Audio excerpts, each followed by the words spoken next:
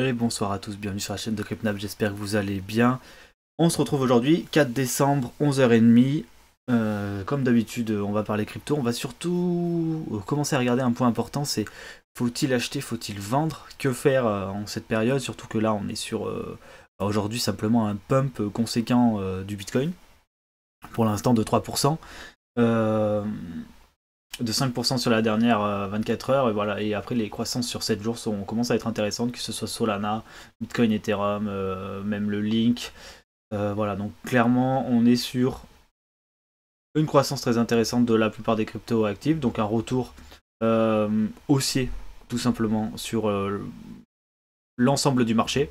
On peut aussi le constater avec ce graphique. Proposé aujourd'hui par Goku, qui nous partage le fait que tout simplement Bitcoin est de retour dans les 10 plus grosses market cap qui existent. Donc clairement on a un enjeu qui est en train de se faire, et on le voit clairement simplement se faire devant nous, hein, avec un retour aussi du Bitcoin, et qui suit la saisonnalité traditionnelle, c'est-à-dire que une croissance lors de l'hiver. Donc là, on est en plein dedans. En général, voilà, jusqu'à janvier, mars, Bitcoin est plutôt performant. Et ensuite, après, on commence à avoir un retour baissier, en tout cas sur la cyclicité de Bitcoin, c'est ce qu'on observe. Après, on a de temps en temps des rallyes d'été, mais souvent, voilà, on a ce cycle qui se met en place avec une croissance un peu plus rapide lors de l'hiver, et un retour un peu baissier du début d'automne, afin de pouvoir repartir l'hiver suivant. Bon, là on est en train de tout péter, hein, clairement. On a fait liquidation sur liquidation. Donc voilà, ça reste hyper intéressant. On fait une ouverture, on va se mettre entre, on fait une ouverture aujourd'hui qui est assez exceptionnel, avec une énorme bougie verte. On était en train de travailler là, hein. Pour ceux qui avaient suivi, on était clairement en train de travailler sur quelque chose. Vous voyez ici, on avait cassé ce triangle, clac clac clac, et là on s'était servi de support. Et en fait, on était enfin en train de marteler cette résistance autour des 38 000 dollars. Et en fait, en la martelant, au bout d'un moment, elle a cassé. Il n'y avait plus personne à la vente, ou en tout cas plus personne qui pouvait tenir cette vente. Et donc on a traversé tout simplement Bitcoin. Voilà, aujourd'hui notamment, et on l'a fait un peu ce week-end. En général, quand on fait des mouvements le week-end, on se méfie, puisque le lundi, tout simplement, on peut avoir un retour inverse pour dire non, mais c'est arrivé 5 professionnels. Mais là, c'est validé par la série asiate et européenne en cours. Donc c'est plutôt bon signe pour la suite. À quoi s'attendre maintenant? Tout simplement, on va faire un plus gros zoom pour avoir un petit peu là les paramètres qui se mettent en place. Ça veut pas. Bon, quand ça veut pas.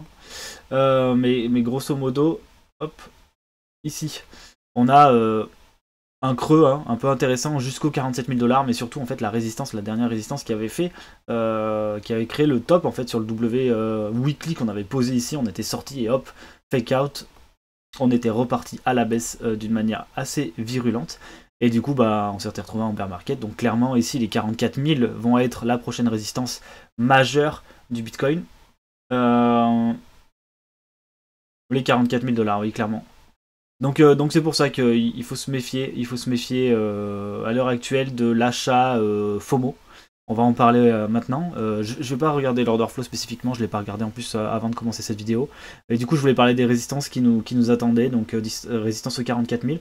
Ensuite, résistance clairement au niveau des 50 000. Et ensuite, la dernière résistance, c'est cette juste après les 60 000 dollars. Qui seront, qui sont on va dire les 3 résistances majeures qu'on devrait observer prochainement. Je crois pas trop aux 60 000 dollars sur ce rallye-là, hein. Par contre, voilà, moi ma target principale, elle est en fait au niveau de cette liquidité, au niveau des 48 000 dollars, ici. Et une autre qui est juste ici, hop, aux 52 134 dollars. Donc ça, c'est vraiment 2 targets que personnellement j'ai en tête pour ce rallye-là. Depuis qu'on a commencé en fait à percer en fait, hein. Je pensais qu'on allait pouvoir rester là peut-être et repartir, mais non, on a décidé de casser. En cassant ça, on a clairement activé ces targets de mon côté. Donc c'est celles que j'ai en tête, qui sont tout simplement des creux de liquidité.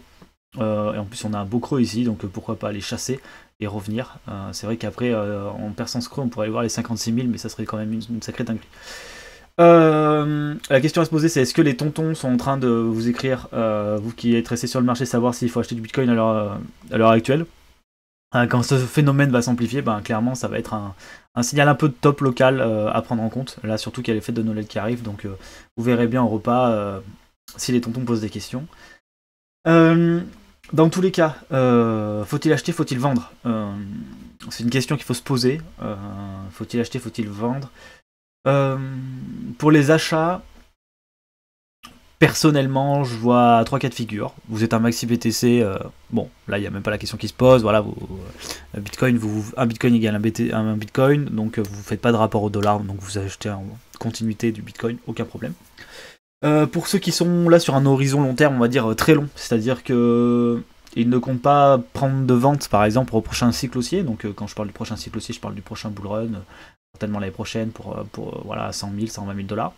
Donc pour ceux qui ne souhaitent pas prendre de profit sur un cycle comme celui du bull run, bah, tout simplement vous pouvez continuer d'acheter, hein, puisque de toute façon si vous visez 2 bull run, clairement vous visez des targets encore plus hautes, donc je vois pas pourquoi vous vous limiterez à ça. Par contre, pour tous ceux qui sont là pour profiter du cycle, pour moi c'est terminé. On en a déjà parlé avec le BLX notamment. La zone d'achat en fait se terminait à 28 200 $. Donc lorsqu'on était autour des 30 000, personnellement je n'achetais plus de Bitcoin. Et je pense que pour tous ceux qui veulent profiter de ce cycle pleinement, voilà, l'achat à long terme était sous les 0,618. Et donc qui dit sous les 0,618 dit tout simplement que de retracement de Fibonacci que 42 000 on est bien trop loin. Au contraire, on se rapproche des zones de vente. Et donc là, c'est là que vous devez vous poser la question, notamment ceux qui sont rentrés au niveau des 16 000 $ ou des 20 000, ou qui ont fait un beau DCA juste en dessous des 28 000. Quand est-ce qu'on doit commencer à vendre? Et ça, c'est une très bonne question. La première, c'est de se dire quelles sont les résistances, hein, tout simplement. On l'a tracé ici, donc vous voyez des zones de résistance. Est-ce que 44 000 je commence à vendre? Est-ce que 51 000 je commence à vendre? Est-ce que 62 000 je commence à vendre? Donc ça, c'est des questions qu'il faut vous poser à vous par rapport à votre bague. Et un autre point très important, oula, je vais aller un peu bas. Ok, je vais galérer, je sens. Voilà. C'est le retracement de Fibonacci. En fait, ce qu'il faut se dire, c'est que clairement, dans les cycles achat-vente, etc., Fibonacci est de partout. Et le 0,618 est en train d'arriver. Comme je vous en ai parlé à la hausse, le 0,618 permet d'être une zone d'achat lors d'un retracement acheteur, mais le 0,618 permet aussi d'être une zone de vente. C'est-à-dire que ici, sur ce retracement-là, on est en train de faire un pump assez significatif, et la zone de vente globale est à partir des 0,618, donc à partir des 48 664 $. Et là, ce qui est étrange, c'est que ça, c'est totalement conforme avec cette zone de liquidité à 48 100 $. Donc là, clairement, on a un amas, un agrégat, une zone. Voilà, j'ai employé plusieurs termes, vous choisissez celui qui vous convient. Mais clairement, on a une zone propice au début de la vente, clairement. Après, ce qu'il ne faut pas oublier, c'est que si vous êtes rentré à 16 000 $, vous êtes déjà à plus de x2. Donc il y a aussi ça. Il y a aussi, est-ce que je récupère mon investissement? Si vous êtes des acheteurs long terme, vous pouvez vous dire, je récupère mon investissement est sécurisé. Et maintenant, ce que j'ai sur Bitcoin et les cryptos sont gratuits, donc sont du token que je peux garder à vie et voir où ça va. Donc ça s'appelle plutôt le SHAD. Donc le SHAD, pour ceux qui ne connaisseraient pas, c'est... Oh là, c'est pas ça que je voulais mettre. Le SHAD, pour ceux qui ne connaîtraient pas, ça serait le principe de vendre toujours à x2. Donc par exemple, si vous avez acheté les 16 000 $, disons que là ça soit 16 000 et que là ça soit 0. Vous allez comprendre pourquoi je mets ça. Avec une template de SHAD. Ok. Tout simplement, vous avez acheté les 16 000 $, donc le point magnifique vert ici.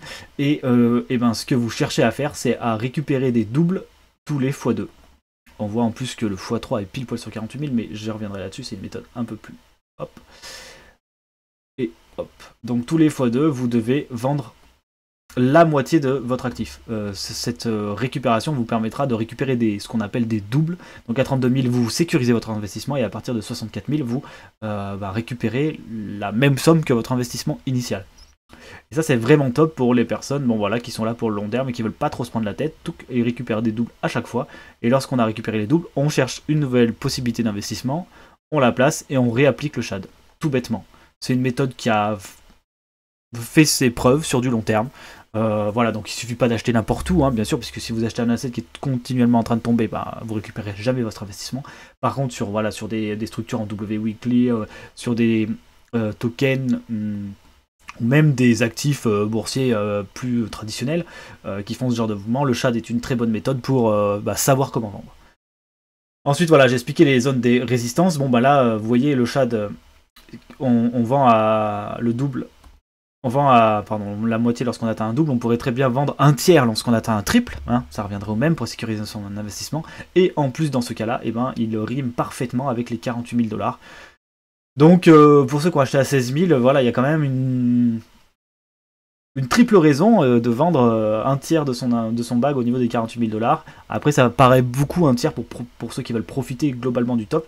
Mais en fait, le problème, c'est que généralement, les gens ne savent pas vendre. Donc, il faut réussir à se mettre un plan en tête et à le respecter. Et pour ça, que ce soit le SHAD. Alors, oui, vous ne ferez pas une performance comme si vous vendiez l'intégralité de votre somme à 120 000 par exemple. Mais ira-t-on à 120 000 ? Voilà. C'est la question qu'il faut vous poser. Donc, vous voyez, là, il y a un x8 à 128 000.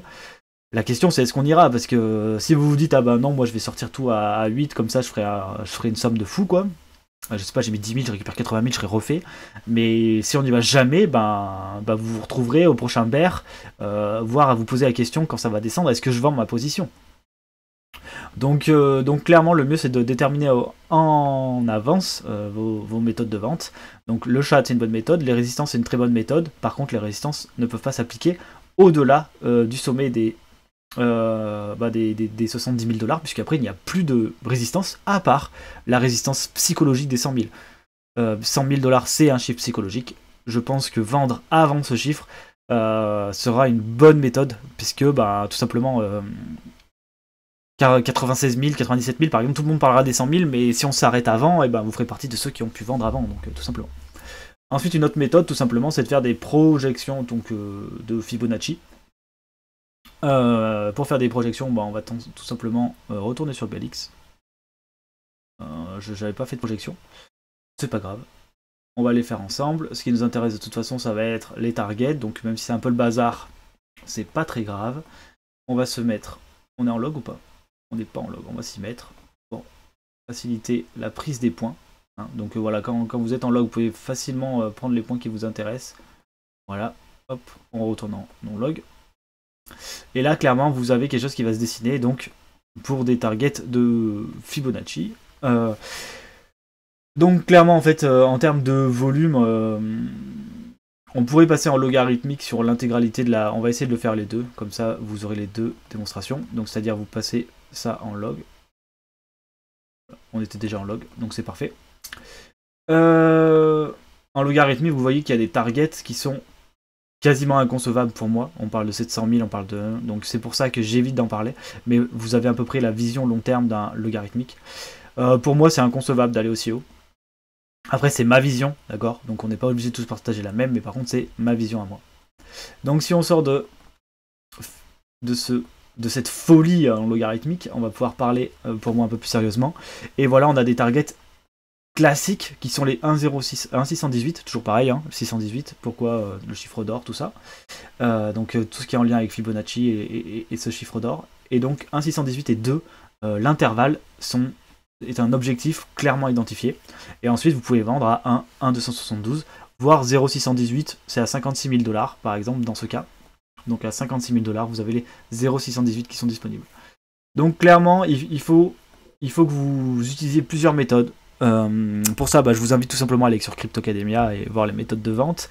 Pour l'instant, Fibonacci en fait partie. Un cours arrive sur la méthode SHAD ainsi que les zones de résistance. Ce qu'il ne faut pas oublier à l'heure actuelle, c'est que rien n'est fait. On est sur une première étape. Donc il y a encore pas mal de chemin à faire. Une autre méthode dont j'ai oublié de parler, c'est de déterminer un petit peu, donc vous savez, en logarithmique, on peut voir une espèce de courbe qui se met en place. Cette courbe a un top au niveau des 120 000, il me semble. Moi, ce que j'aime bien, c'est de se dire que peut-être qu'on a changé et qu'on est en train de faire une espèce de flag sur Bitcoin, ce qui emmènerait un top du rallye au niveau des 238 000. Bon, ça me paraît un peu haut. Moi, vous voyez que ma target maximale est en jaune à 140 000. Donc, clairement, j'ai prévu de faire un DCA inversé. Donc, pour ceux qui ne connaissent pas le DCA, l'objectif c'est de vendre et de lisser son prix d'achat. Personnellement, je vais faire un DCA inversé sur la vente où j'ai noté les zones de résistance où je vais vendre une partie et je vais augmenter mon pourcentage vendu au fur et à mesure que le prix va monter, avec une grosse vente entre les 100 et les 120 000 $. Voilà, c'est pour vous donner un exemple de stratégie. Après, vraiment, chacun la sienne. L'objectif n'est pas de vous inciter à vendre ou à acheter, mais plutôt de vous expliquer un petit peu les stratégies qui peuvent être mises en place pour que vous fassiez vos choix à ce niveau-là. J'espère que cette vidéo vous aura été utile, que vous l'avez appréciée. On se retrouve la semaine prochaine pour une autre vidéo. En attendant, je vous souhaite à tous de passer un agréable moment avec ces bougies vertes. Ciao, bye.